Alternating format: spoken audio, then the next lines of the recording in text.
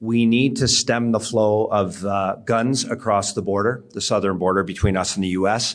I can tell you in York region, 90+% of all the handguns that we seize at many of these violent crimes or incidents are coming across the border. We've not dealt with that issue yet. That has to be an issue that becomes top of mind as we look to reforms and to putting resources to it.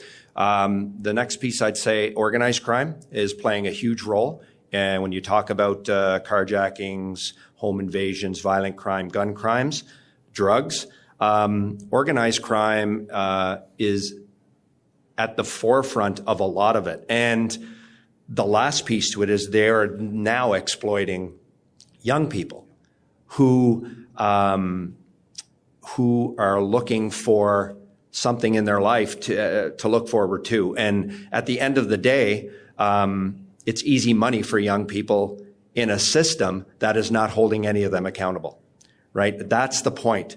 The point is, if people that are committing crimes are seeing a justice system that's not holding them accountable, that creates opportunity for more crime because they're not being held in. The front end of this, as we've mentioned, I know my colleagues here have already mentioned it, and it seems like that's all we're talking about today is bail.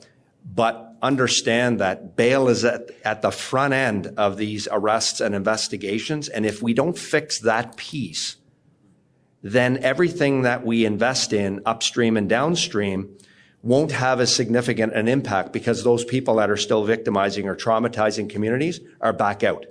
That has to be addressed.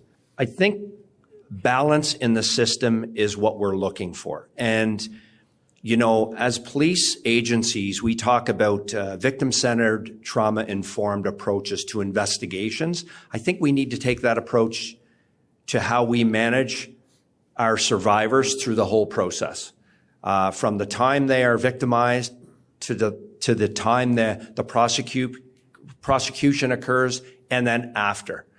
Because if we're thinking of the victims at the forefront of the investigation, of the prosecution, and after, to some extent, I think it's at that point we will bring balance back into the system to where it really needs to be. Because right now, it's far weighted to the accused.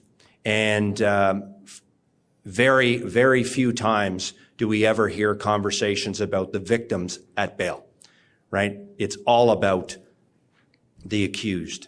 We need to change that. It is happening. Many of us have had many meetings with MPs and MPPs in the last couple of weeks, as an example. But the last thing I would like to say is that I think the federal government needs to listen to the victims.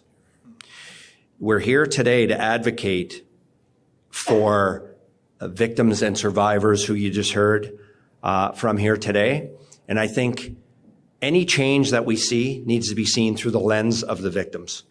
They need to be heard by the government. So when those changes come, they have all the lived experience. They have heard that lived experience from people who've been victimized and traumatized.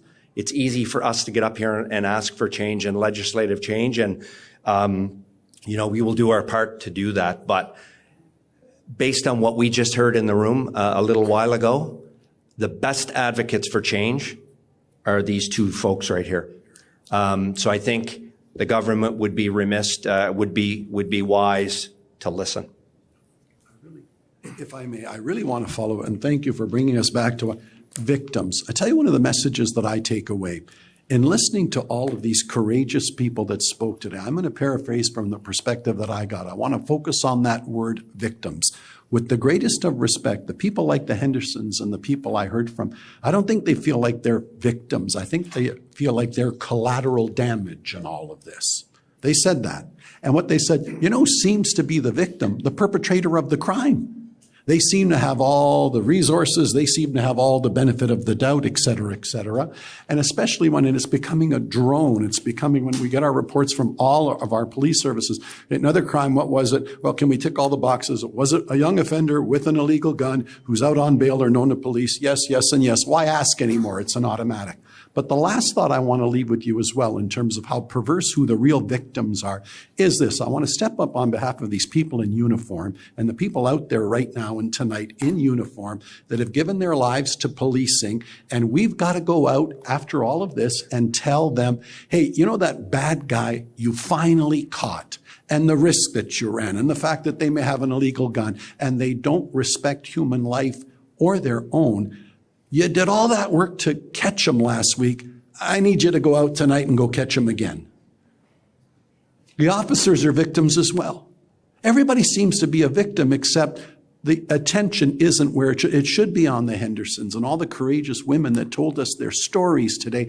And that's getting lost in all of this. And that's the most frustrating part. But a shout out to the officers that are out there, that we send them on this Sisyphean task of just doing the same thing under this catch and release system. It's just so unfair to everybody involved. So I'm going to close with that thought. Let's be clear on who the real victims are.